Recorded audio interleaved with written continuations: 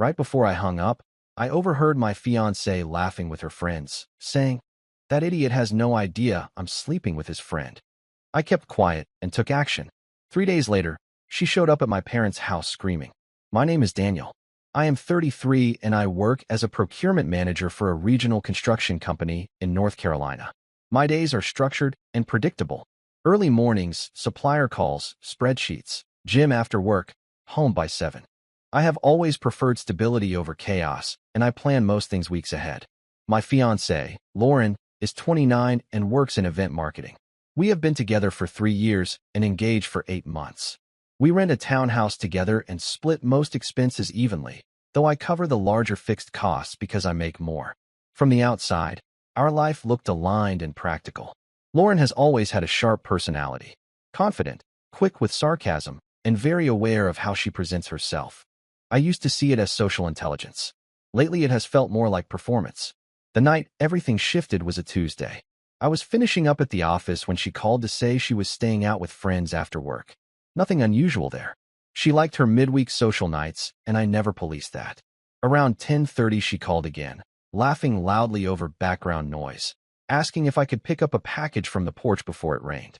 I said sure and told her to have fun. Right before I hung up, she must have thought the call had already disconnected. Her voice changed.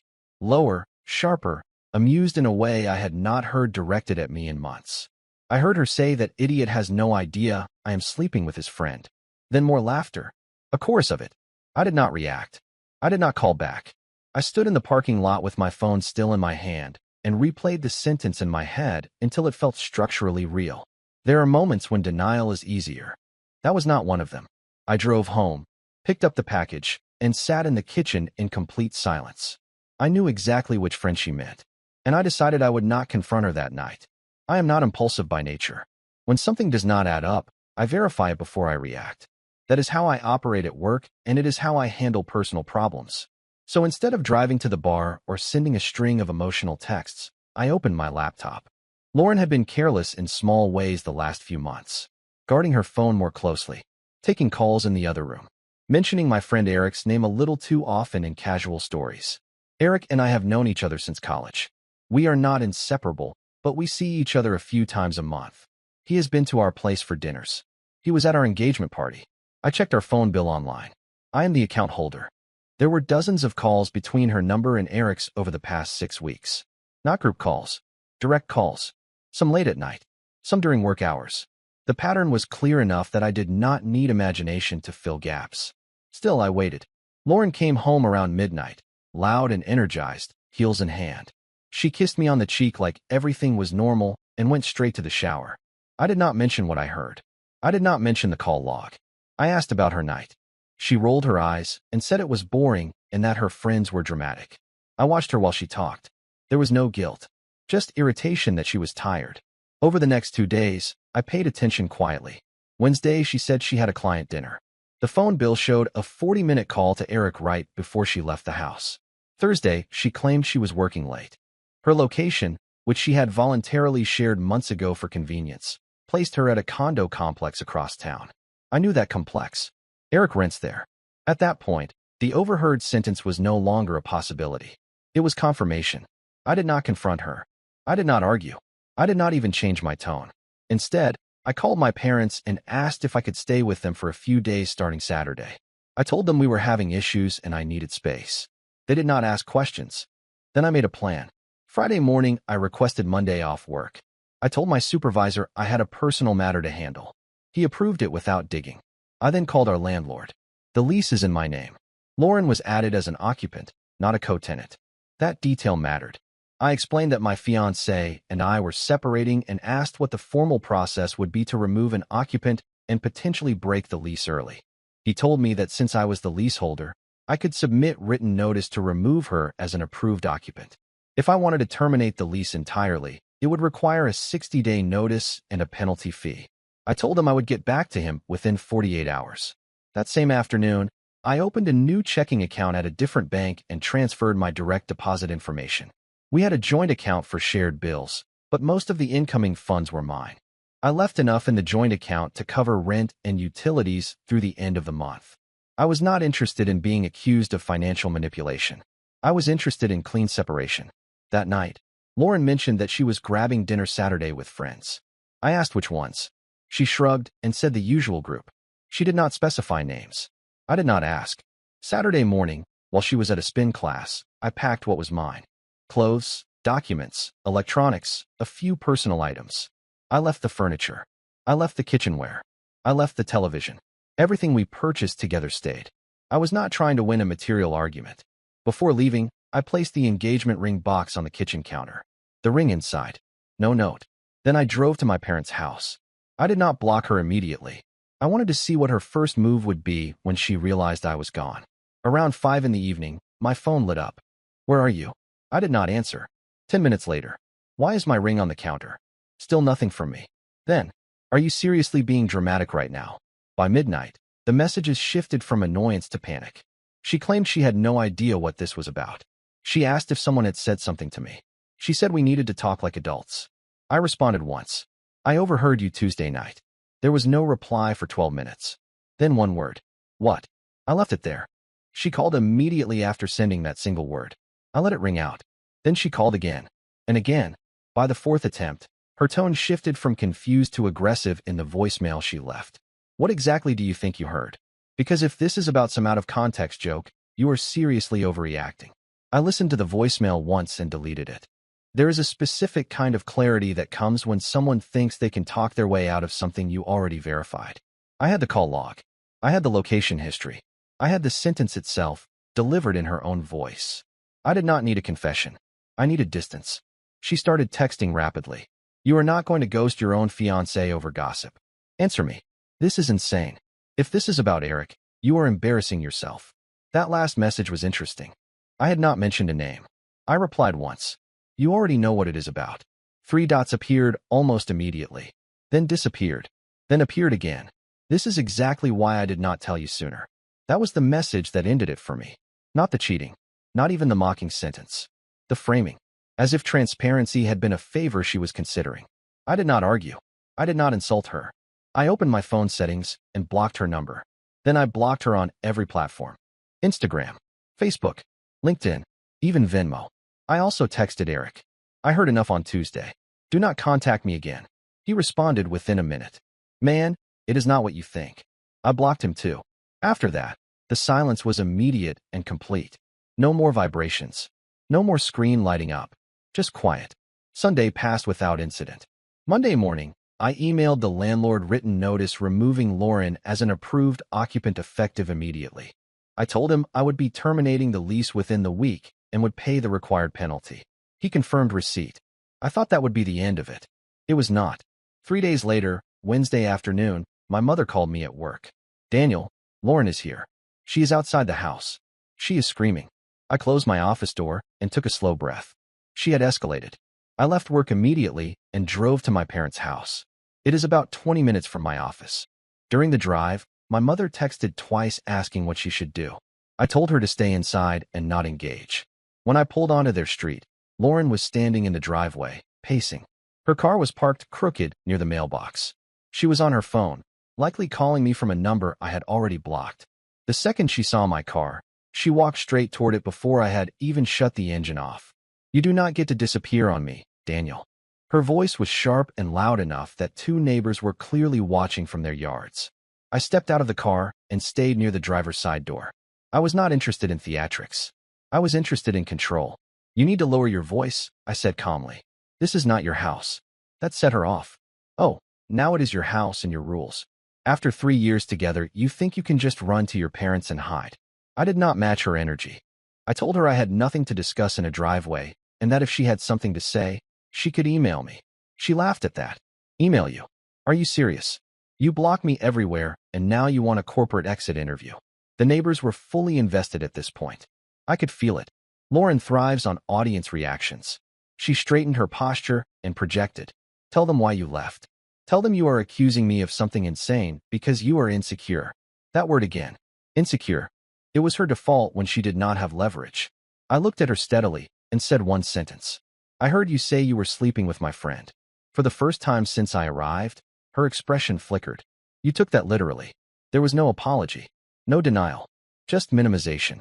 I told her I had already verified the call history and her location. I did not raise my voice. I did not insult her. I simply stated facts. Her face hardened. So what? You were distant. You were boring. Eric actually listens. There it was. Not remorse. Just justification. At that point, the conversation was finished for me. I told her she had 1 hour to collect her personal belongings from the townhouse the next morning. I would meet her there with a witness. After that, the landlord would be changing the locks. She stared at me like she was deciding whether to escalate further. Instead, she said something that confirmed I had made the correct decision. You are going to regret this when you calm down. I did not respond. I walked inside my parents' house and locked the door. That night, I barely slept, not because I was doubting myself, but because I was calculating logistics. The goal was simple: clean extraction, no scenes, no property disputes, no prolonged contact. At 9 the next morning, I met Lauren at the townhouse. I had asked my older cousin Mark to come with me as a witness. He is calm, practical, and not easily baited. I wanted a neutral third party present in case she tried to reframe the situation later. Lauren arrived 10 minutes late. She stepped out of her car wearing oversized sunglasses like she was entering a courtroom. No greeting, no apology, just immediate hostility. You really brought backup. Yes, I said. For clarity. She rolled her eyes and walked past us into the house. I stayed near the doorway while Mark stood in the kitchen. I had already packed her personal items into labeled boxes the night before. Clothes, shoes, cosmetics, documents. I had not touched anything that could be considered joint property. I documented the condition of the house with time-stamped photos before she arrived. She moved through the rooms quickly, checking drawers, opening closets. At one point, she held up the empty ring box. You think you are some kind of hero for this? No, I said. I think I am someone who heard enough. She tried a different angle then. Softer voice. Less volume. Daniel, we could have talked about this. You did not even give me a chance to explain. You had the chance Tuesday night, I said. Instead, you laughed. Her jaw tightened. She picked up one of the boxes and carried it to her car. Then another. There were no tears. Just simmering anger. Halfway through loading her things, she stopped and looked at me directly. Are you telling your friends? I paused for a second. I am not protecting you. That was when the mask slipped. You are going to look pathetic. Do you know that? Running to your parents because your fiancé had options. Options. That was the word she chose. I did not argue. I simply said that after today, any further contact needed to go through email regarding shared financial matters. Nothing else. She finished loading the last box and slammed her trunk shut. Before getting into her car, she said one more thing. Eric says you are blowing this out of proportion. That confirmed two things. First, they were still in contact. Second, she expected that to bother me. It did not. She drove away without looking back. I went inside, walked through each room once, and closed the door behind me. That afternoon, I signed the lease termination papers and paid the penalty fee in full. I was not interested in sharing a space that had already been disrespected. For the first 48 hours after she moved out, there was silence. I focused on logistics. I finalized the lease termination. I redirected my mail. I moved the rest of my belongings into a short-term rental closer to work. It was small and furnished, but it was neutral. That mattered. On Friday evening, a mutual friend named Caleb texted me. Hey man, what is going on between you and Lauren? I kept my response short. We ended the engagement. Ask her for details. Caleb replied almost immediately. She says you accused her of cheating based on something you misunderstood. That you were spiraling. That word again. Spiraling. I did not send screenshots. I did not argue my case. I simply said this. If you value your time, stay out of it. Within the hour, 2 more friends reached out with variations of the same message. Lauren was clearly doing damage control, framing herself as the calm one dealing with an unstable fiancé who overreacted to a joke. I expected that. What I did not expect was a message from Eric's younger sister, Megan. I barely knew her. We had met maybe twice at group events. She wrote, I do not think you and I have ever talked one-on-one, but I heard something last week that you deserve to know. Eric has been seeing Lauren for at least 2 months. My mom found messages when he left his laptop open. I read that twice. The timeline aligned perfectly with the call log I had already seen. I thanked her and did not ask for proof. I did not need it. Later that night, Lauren tried to reach me from an unknown number. I let it go to voicemail. Daniel, stop hiding. We need to fix this narrative before it gets ugly. Fix the narrative. Not fix the betrayal. Not repair the relationship. Manage perception. That voicemail told me everything about where her priorities were. I saved it. The next morning, I sent one group message to a small circle of close friends. I ended the engagement after overhearing Lauren admit to sleeping with Eric. I verified the communication pattern before acting. I will not discuss it further, but I will not accept a version that paints me as unstable. No insults. No dramatics. Just facts. The responses were brief, but clear. Most of them had suspected something was off for a while. By Sunday, the noise had quieted. Lauren's final message came through email. You are destroying something that could have been repaired. I hope you are proud. I read it once and archived it. Pride had nothing to do with it. Clarity did. 2 weeks passed without direct contact. In that time, I focused on rebuilding routine. Work, gym, early mornings. I met with a financial advisor to separate any remaining shared obligations and formally closed the joint account after confirming all pending bills had cleared. I documented everything. Clean endings matter. Then on a Thursday afternoon, Eric showed up at my office. He did not call ahead. He did not text. He walked into the lobby and asked the receptionist for me by name. When she called up and said a man was here insisting on speaking with me about a personal matter, I knew exactly who it was. I could have refused. Instead, I told her to send him up. I did not want lingering variables. He walked into the conference room like he still had the right to casual conversation. You look good, man, he said, as if we were meeting for coffee. I stayed standing. You have 5 minutes. He exhaled dramatically and ran a hand through his hair. This got out of hand fast. Lauren is intense. You know that. I did not respond. It started as talking, just venting about you being distant. Then it crossed a line. But it was not serious. Not serious. You were engaged to her, he added quickly, like that clarified something. She felt trapped. That word. Trapped. I asked him one question. When you heard her call me an idiot, what did you say? He hesitated. I did not think she meant it like that. That was enough. I told him he had mistaken access for friendship and attention for loyalty. I told him we were done permanently and that if he contacted me again in any capacity, I would handle it legally if necessary. He tried to laugh it off. You are really going nuclear over this. No, I said calmly. I am removing instability. He left without another word. That evening, Lauren emailed again. Eric said you threatened him. I replied with a single sentence. Do not contact me again. Then I blocked her email address as well. There is a difference between anger and finality. I was not angry anymore. I was finished. A month after everything ended, I ran into Lauren at a mutual friend's birthday gathering. I had debated not going, but I refused to reorganize my life around avoiding her. I arrived early, greeted people normally, and kept my tone steady. She walked in about 20 minutes later. If you have ever seen someone perform composure, that was her. Hair perfect. Smile calibrated. She hugged people like nothing had happened. When she saw me, she paused for half a second, then approached. So this is how we are doing this, she said quietly. We are not doing anything, I replied. We are separate. She glanced around to see who was watching. No one was close enough to hear. You really think you come out of this looking noble? This was never about looking noble. She leaned closer. You could have married me. We could have fixed this privately. Instead, you made it public. I kept my voice even. You made it public when you laughed about it. Her jaw tightened. People cheat, Daniel. Adults work through it. Not when there is contempt attached. That word landed. Contempt. She shifted tactics again. Eric is not even in the picture anymore. That should tell you something. It did tell me something. It told me the dynamic between them was never built on loyalty either. I told her I genuinely hoped she figured out what she was looking for, but it would not be with me. For the first time since the driveway incident, she dropped the edge in her tone. You are really not coming back. No. There was no speech. No dramatic exit. She simply stepped back and said fine, like she was closing a negotiation that did not go her way. The rest of the evening was uneventful. A few friends made awkward small talk.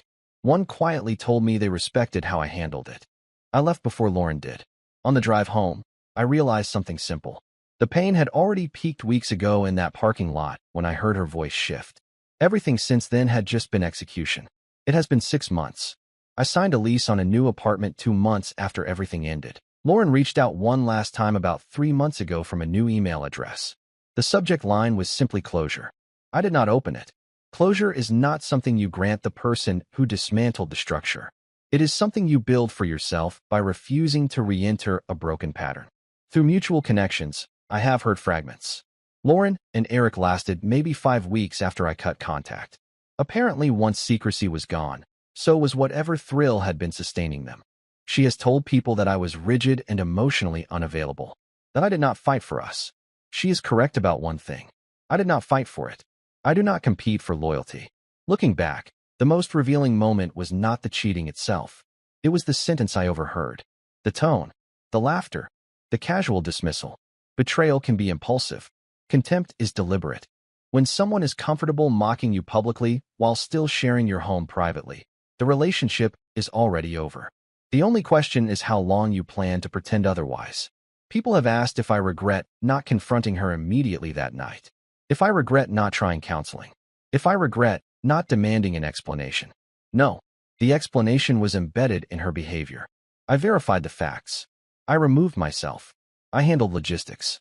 I absorbed the short-term fallout to avoid long-term erosion. That is not dramatic. It is efficient.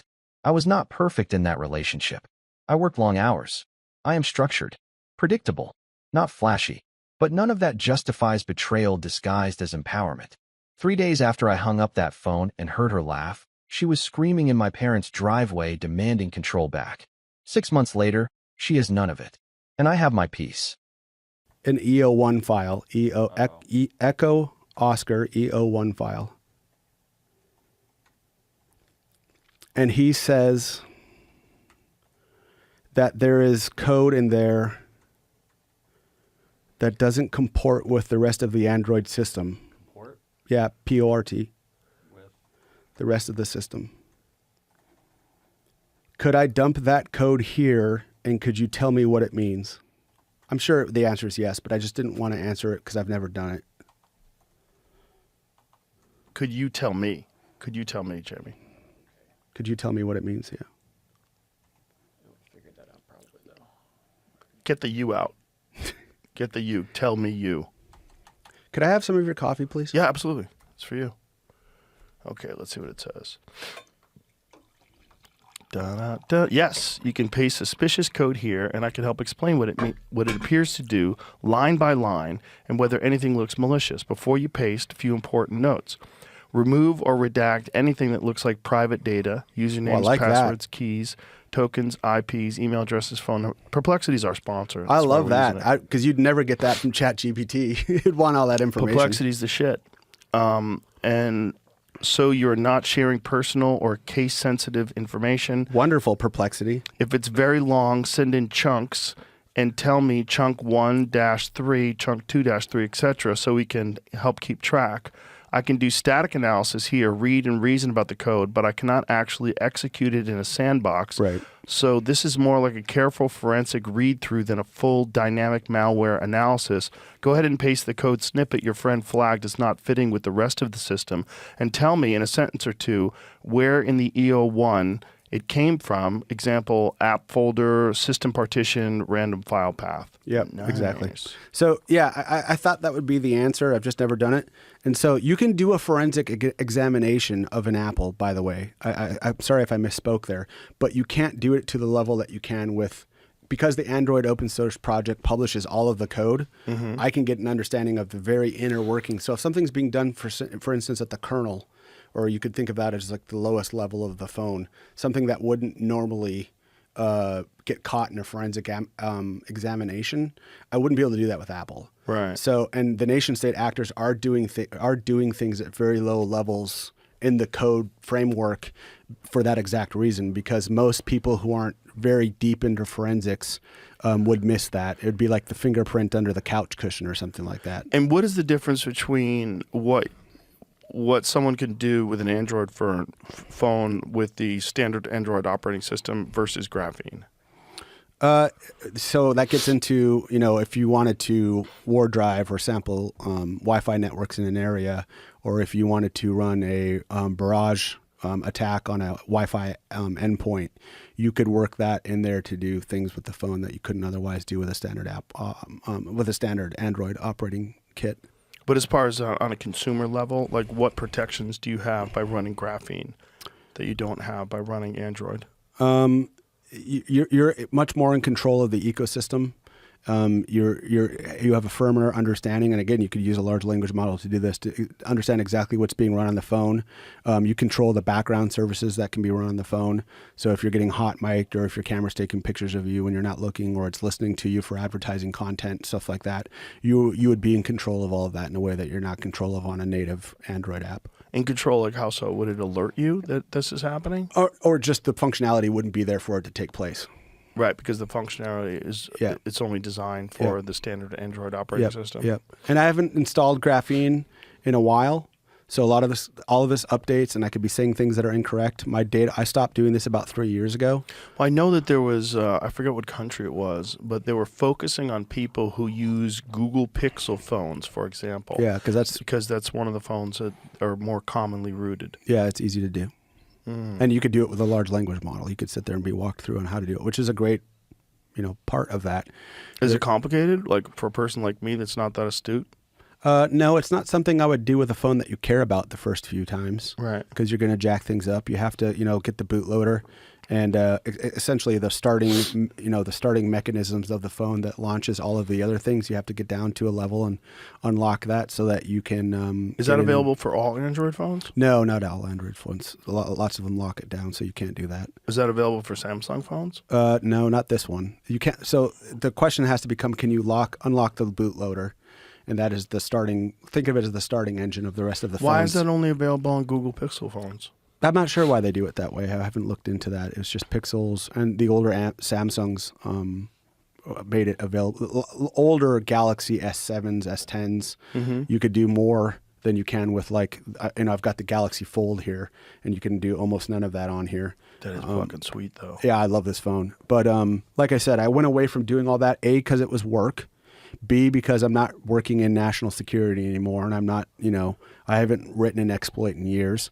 I don't do this type of work anymore, and I need to sell a product. And it just, working with other employees like that run my Instagram, or, assistant going through my email and all those other types of things, it wasn't pragmatic anymore for me to keep doing that, and I had to give up that part of myself. Does Spartan Forge, your app, run on Graphene? Yeah, well, it could. Yeah, it would. You have to sideload the app. But again, a large language model could walk you through doing that. So we haven't gotten to that level of. Does it make sense here that this says it's easier because Google makes it easier? Yeah, he was just asking me why they make it easier, and I don't know that answer. So the process is officially supported in the Android settings under developer options, allowing users to toggle OEM locking, simple fast boot method. Pixels use standard fast boot commands that work consistently across all models to unlock the bootloader. Accessibility. Yeah. That's what I was talking about. So, I don't know why they do it. It might be people can. Well, the Android open source project exists, so it would stand to reason that you would want a way for someone, because what you want is people interacting with that code and red teaming it and making the code better, and then offering bug bounties. So that you can tell Android, like, hey, you've got a critical flaw in your system architecture here, and then they'll pay you $20,000 for that. Right. I've got friends who do that. So you and I talked about Eric Prince's phone. Yes. Which is so the narrative is that is an unhackable phone.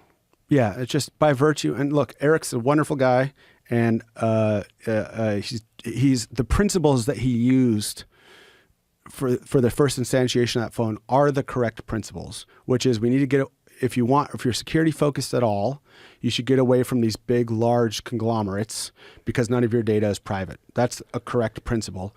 An incorrect principle, and I'm going to get shit about this, but I told you in the beginning I care about the truth, and I do care about the truth, is that when you're using a PKI subsystem that relies on Microsoft, then you're not in control of the PKI certificate signing, and Microsoft could cause a bunch of problems, and they were using that.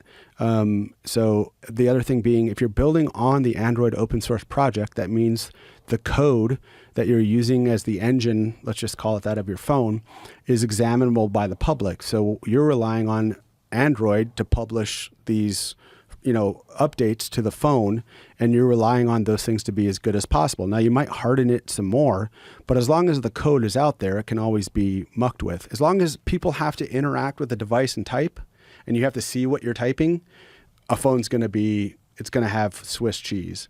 So when people say something is unhackable, as you said, That's just not true. Yeah, it didn't make sense to me. It's which is just why not you true. and I talked about it. Yeah, we talked about it quite a bit. I have, like I said, great guy, done lots of great things for the country. And it's just, if they had just said something along the lines of, it's hackable as any phone is hackable, because by virtue of you having to interact with it, it's hackable. It just like if I came up with an app that had a, look at the TikTok terms of service on the first TikTok. Oh, it's bonkers. With those terms of services, I will own your phone. And I'm not saying you can install TikTok on his phone, but what I'm saying is by virtue that you have to interact with the phone and see what you're doing and type passwords, and you've got those kinds of terms of service, I could easily put a keylogger in that. And now I know your Signal password or your Signal pin, or I get you, you're going to China. So I stop you in secondary. And while you're in secondary, I've got a CCTV on you and you unlock your phone. Now I know how to unlock your phone. And now I'm going to lock you up in secondary at customs in China or in Canada. And I'm going to separate you from your phone. And I've seen you unlock it. Well, now I'm going to get in there with Encase, or I'm going to get in there with FTK, or I'm going to get in there with Celebrate, and I'm going to dump your phone. And just by virtue of it being built on the Android open source project, that's a great thing. It's a good thing. Just don't call it totally unhackable. Because a guy like me, I don't need but a week or two to tell you on this current build, like here's the hole in this Swiss cheese. Now, is it far better than having a Google phone with standard firmware and standard OS, or an Apple phone?